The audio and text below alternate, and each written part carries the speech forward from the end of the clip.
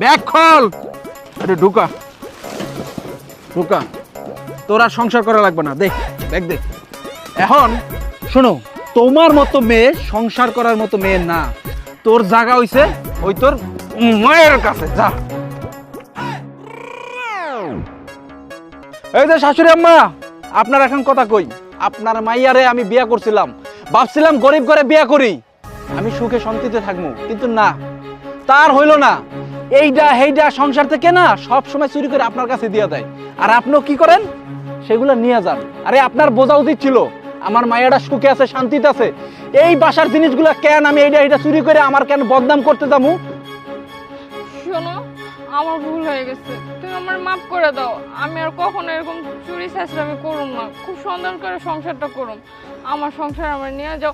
আর একটা কথা কই, আমি কি ইচ্ছা করে করছি? মাই আমার সবসময় খোঁচাইতো, সব দোষ মা।